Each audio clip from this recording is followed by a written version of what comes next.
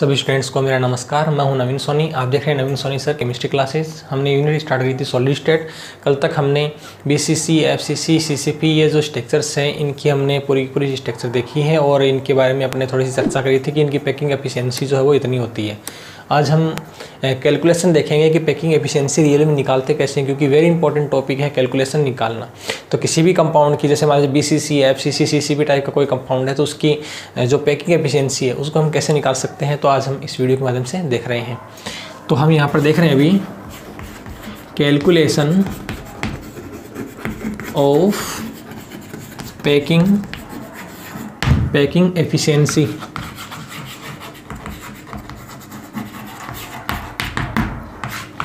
Calculation of packing efficiency. Packing efficiency जो है उनकी हम कैलकुलेशन कैसे कर सकते हैं, यानी संकुलन क्षमता जो है उसकी गणना,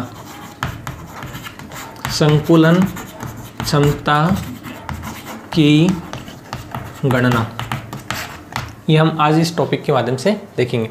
तो देखिए, सबसे पहले मैं आपको कौन कौन सी बताऊंगा इसके अंदर। आप देखेंगे कि एक तो हम बात करेंगे बीसीसी की जो पैकिंग एफिशिएंसी है वो, इसके अलावा हम दूसरा वाला जो वो देख रहे हैं वो हम देखेंगे यहाँ पर जो एफसीसी है, एफसीसी, सीसीपी और एचसीपी, इनकी पैकिंग एफिशिएंसी। क्योंकि आपको पता है कि एफसीसी, सीसीपी, एचसीपी तीनों की 74% होती है, तो इसकी कैलकुलेशन जो होती है वो बिल्कुल से सेम आएगी, बिल्कुल से सिंपल। इसके बाद में तीसरा जो है वो अपन देखेंगे सिंपल जो क्यूबिक स्ट्रक्चर है, सिंपल जो क्यूबिक स्ट्रक्चर है उसकी जो पैकिंग एफिशिएंसी है वो कितनी आती है। तो अभी जो अपना टॉपिक है वो है यहाँ पर बीसीसी, पैकिंग एफिशिएंसी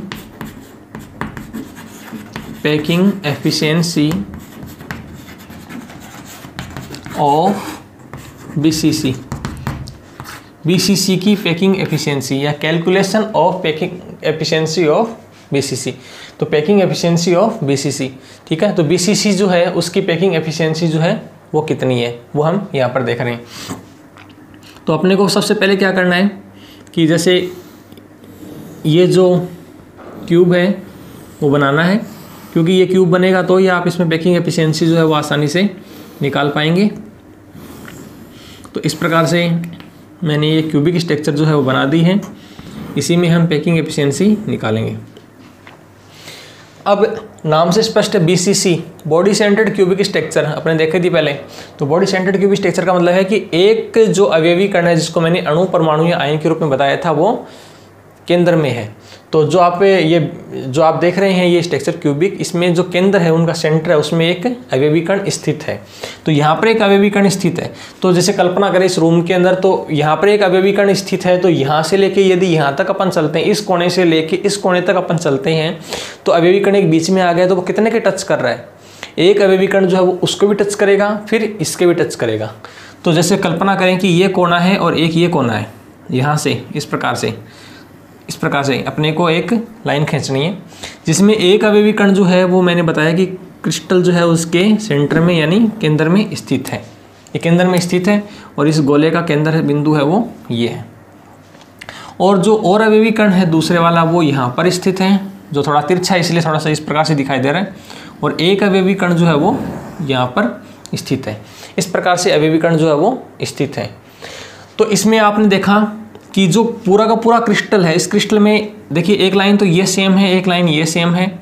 और इसमें देखा जाए तो ये लाइन जो है इसके बारे में अपने को चर्चा करनी है, इसका अपने को पता है।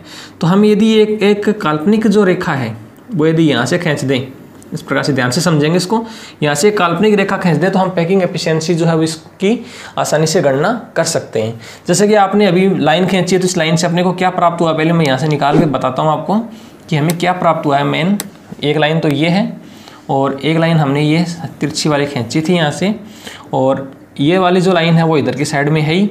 और यहाँ से खींचने के बाद में एक तिरछी लाइन जो है वो इस प्रकार से यहाँ पर आई अपने पास,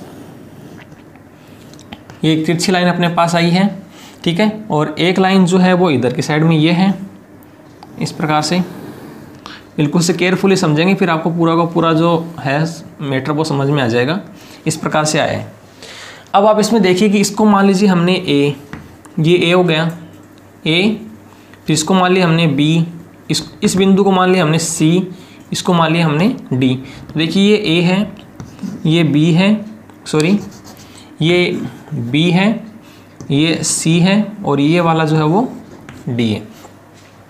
अब आपको इससे क्या समझ में आया कि एक जो कोई भी क्रिस्टल होता है उस क्रिस्टल में जो कोर की लंबाई है वो सबकी सेम होती है। कोई भी कोर है, जैसे मान लीजिए क्रिस्टल में आपको पता है कि क्यूब होता है, जो आयतन होता है आपको पता है भुजा की क्यूब होती है, तो सबकी कोर की लंबाई वो बिल्कुल से सेम होती है। ये जितनी है उतनी ही ये है, ये जितनी है उतनी ही ये है, सब सेम होती है। तो कोर की लंबाई जो होती है वो हमेशा इकाई होती है, सेम होती है। मानना उसको हम ए मान लेते हैं, मानना कोर की लंबाई, मानना कोर की लंबाई ए है। कोर की लंबाई जो है वो मान लीजिए हमने ए मान ली, ए कोर की लंबाई है। तो ए कोर है तो जैसे मान लीजिए ये इसकी कोर हो गई, ये ठीक है, जो एक तिरछी रेखा जो आ रही है उसको हमने कोर कहा है, तो ए हो गया। ये भी सेम टू सेम है, तो ए जैसे ये यहाँ पर ए है तो ये लाइन भी ए ही है और ये भी ए ही है, यहाँ पर ये भी ए है। अब हमें इसका नहीं पता, ये तिरछी लाइन है, इसका हमें पता नहीं है और इसका हमें पता नहीं है। तो यदि हमें इसका पता चल जाए तो हम इसका भी पता लगा सकते हैं, यानी हमें एक तो इसका पता नहीं है और एक हमें इसका पता नहीं है। यदि हमें इसका पता चल जाए ना तो हम इसका पता आराम से लगा सकते हैं पाइथागोरस प्रमेय से।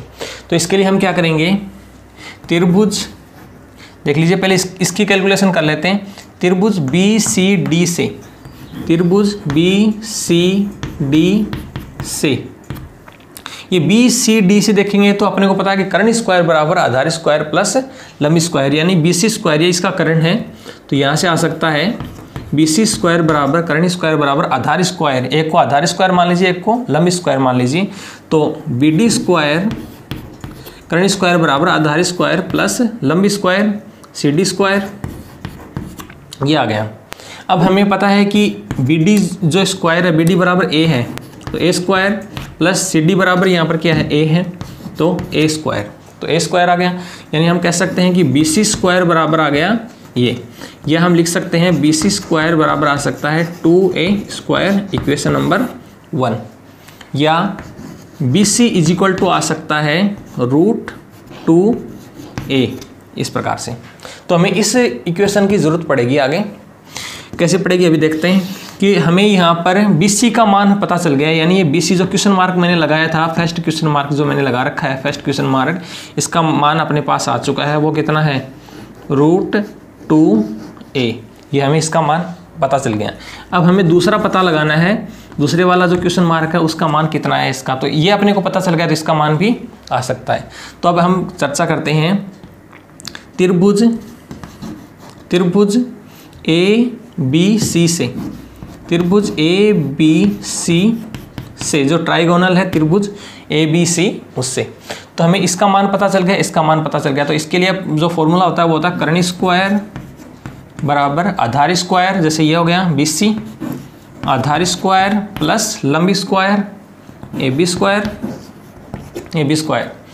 अब BC स्क्वायर का मान अपने को पता है, ये है, ये लिख सकते हैं यहाँ पर, समीकरण 1 से BC स्क्वायर का मान रखने पर, BC स्क्वायर का मान रखने पर, तो यहाँ पर अपन मान रखेंगे तो कितना आएगा, AC square is equal to, BC square का मान कितना है 2A square plus AB square का मान कितना है, AB स्क्वायर का मान A, कोर की लंबाई है A, तो ये आ गया A स्क्वायर, या AC square is equal to आ जाएगा 2 और 1 3A स्क्वायर, AC स्क्वायर का मान आ गया। और AC का जो मान है वो अपने पास कितना आ गया, √3a, जिसको हम इक्वेशन नंबर कितने दे सकते हैं, 2। तो AC का मान अपने को पता चल गया है, AC का मान जो है वो अपने पास कितना है, √3a, ये हमारे पास AC का मान आ चुका है यहाँ से। अब इसके बाद में आगे क्या करना है, इसके बाद में आगे हमें क्या करना है कि अपने को AC का मान पता चल गया, तो AC बराबर और भी कुछ है, यहाँ से AC है जो है वो AC यहाँ से लेके यहाँ तक है, तो इसमें AC बराबर कुछ और भी है। देखिए यहाँ पर आप इसमें त्रिज्याएं कितनी है, रेडियस कितनी आ रही है, तो ये जो गोला इसकी रेडियस एक तो ये है, एक यहाँ पर ये पूरा व्यास है, तो इसका रेडियस ये है, इसका रेडियस ये है, इसका रेडियस ये है, तो टोटल कितने रेडियस आ रहे हैं यहाँ पर, इस गोले का रेडियस, इसके 2 रेडियस, इसका 1 रेडियस। तो चूँकि अपने को ये पता है कि जो AC है उसके बराबर क्या होता है, 4r भी होता है, क्योंकि 4 रेडियस है, 1 रेडियस, 2 रेडियस, 3 रेडियस और एक नीचे वाली 4 रेडियस। तो AC बराबर आ गया 4r। इसलिए AC बराबर 4 है तो अपने को समीकरण कितने से, 2 से, समीकरण 2 से देखना है।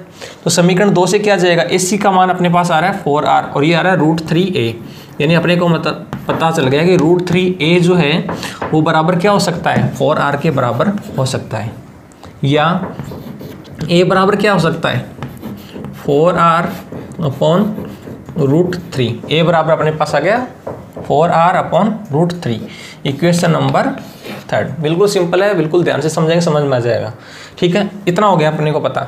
इसके बाद में ये तो अपने पास एक फॉर्मूला आ गया इसका कि a बराबर इतना है, जो कि कोर की लंबाई है, जो कि भुजा है, एक भुजा की लंबाई ये है।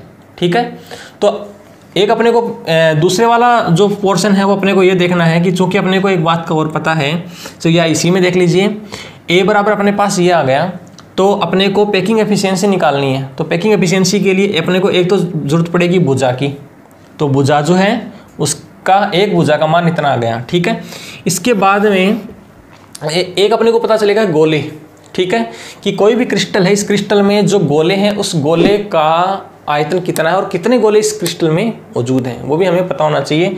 यानी इसी में देख लीजिए, जैसे मान लीजिए चूँकि अपने को पता है कि जो घन है उसका आयतन क्या होता है, घन का आयतन बराबर होता है भुजा की क्यूब। घन का आयतन होता है भुजा की क्यूब। तो अपन क्या लिख सकते हैं कि भुजा की क्यूब बराबर कितना आ गया यहाँ पर, ये 4r √3।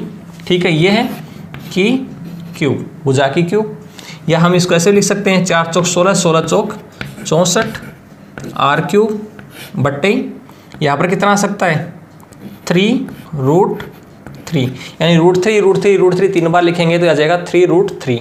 तो अपने पास ये आ सकता है भुजा की क्यूब, जो कि क्वेश्चन नंबर 4 है। ये हमें आगे काम आएगी। एक तो अपने पास ये आया, ठीक है, ये काम की चीज़ है। इसके बाद में चूंकि अपने को पता है कि गोले का आयतन क्या होता है, गोले का आयतन बराबर होता है 4/3 πr³। ये एक गोले का आयतन होता है, गोले का आयतन होता है 4/3 πr³। चूँकि अपने को एक बात और पता है कि जो BCC की स्ट्रक्चर है, BCC की संरचना में गोलों की संख्या कितनी होती है, में गोले कितने होते हैं टोटल, BCC की संरचना में गोले टोटल कितने होते हैं।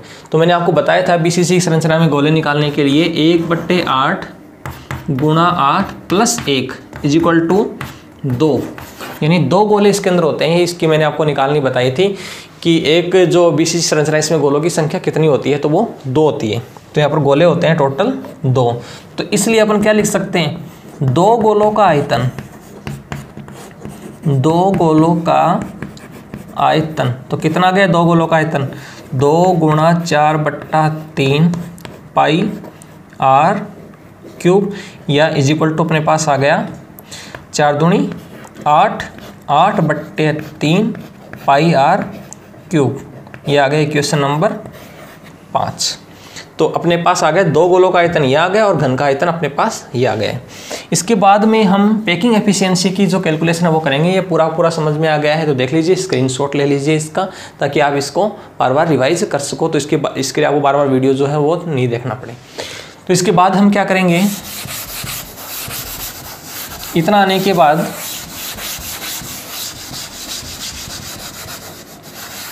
चूँकि अपने को एक बात का पता है कि पैकिंग एफिशिएंसी यानी संकुलन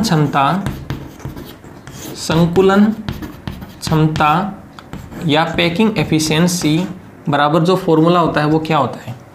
पैकिंग एफिशिएंसी का फॉर्मूला हो जाएगा, सबसे पहले तो कितना है, गोलों का आयतन कितना है और फिर टोटल घन का आयतन कितना है। यानी अपने पास 2 गोले हैं, तो ये आ गया 2 गोलों का आयतन कितना, 2 गोलों का आयतन। बिल्कुल सिंपल सा ही फॉर्मूला याद करने का तरीका बताऊंगा मैं आपको। 2 गोलों का आयतन बट्टे घन का आयतन गुणा 100, इस प्रकार से। ये वैसे ही हो गया जैसे कि मान लीजिए आप किसी क्लास में पढ़ते हो तो आपके टोटल 600 नंबर का पेपर है, समझ गए। इसमें से आपके 360 नंबर आए हैं, तो टोटल का कितना आया, 360 नंबर आया। तो 360 तो नंबर आए, 600 का आपका पेपर था गुणा 100, तो ये आपकी संकुलन क्षमता आ जाएगी, पैकिंग एफिशिएंसी निकल जाएगी यहाँ से आप देखेंगे तो 2 बिंदु से 2 बिंदु गए, तो यहाँ पर आपके बन रहे हैं 60%, यानी आपकी संकुलन क्षमता जो है वो 60% है, यानी आपने 60% ही नंबर अर्जित किए। कितने में से? टोटल 600 में से। तो वैसे ही है कि पूरा का पूरा जो घन है उसका आयतन, जैसे यहाँ पे टोटल नंबर 600, तो वैसे पूरा घन का आयतन कितना आ रहा है? भुजा की क्यूब। और 2 गोलों का आयतन कितना आ रहा है? इतना। इसमें से इसको मल्टीप्लाई कर देंगे 100 से तो परसेंटेज निकल जाएगी। ठीक है, इसलिए मान रखने पर यह अपन ऐसे लिख सकते हैं, समीकरण 4 व 5 से, समीकरण 4 व 5 से। तो यहाँ पर कितना आ जाएगा? Packing efficiency is equal to कितनी आ रही है? 2 गोलों का आयतन कितना आया? 8/3 पाई आर क्यूब बटे घन का आयतन कितना आ रहा है? 64 आर क्यूब बटे 3√3 multiply by 100। 8/3 pi R cube 64 R cube बटे 3√3 मल्टीप्लाई बाई 100। तो इसको जब अपन कैलकुलेट करते हैं, सारी कैलकुलेशन जब अपन करते हैं, आप आराम से कैलकुलेशन करके देखेंगे, तो सारी कैलकुलेशन जब करते हैं तो इसका आता है 68%। तो ये पैकिंग एफिशिएंसी जो है इसकी पूरी की पूरी कैलकुलेशन से हमें प्राप्त होती है, जिसको 68%। तो ये पैकिंग एफिशिएंसी जो है इसकी, ये पैकिंग एफिशिएंसी वो यहाँ पर आ गई 68%। तो इसकी जो रिक्ति या इसकी जो वॉइड है वो कितनी आई है? 100 - 68% इज इक्वल टू इसकी जो वॉइड है वो कितनी आ गई? 32%। तो 32% जो आ जाती है वो तो इसकी आती है वॉइड, और इसकी जो पैकिंग एफिशिएंसी आती है वो आती है 68%। तो इस प्रकार से क्या है कि हम जो BCC की स्ट्रक्चर है, बॉडी सेंटर्ड क्यूबिक स्ट्रक्चर है, उसकी संकुलन क्षमता जो है यानी पैकिंग एफिशिएंसी है उसकी हम गणना कर सकते हैं। तो इस प्रकार से संकुलन क्षमता जो है इसकी गणना हमने की। नेक्स्ट जो क्लास आएगी उस क्लास में हम FCC, CCP और HCP जो है इसकी संकुलन क्षमता की गणना करेंगे। फिर इसके बाद में हम सिंपल क्यूबिक स्ट्रक्चर है उसकी गणना करेंगे। तो मिलते हैं नेक्स्ट क्लास में। आज के लिए इतना ही। आपका दिन शुभ रहे। जय श्री श्याम।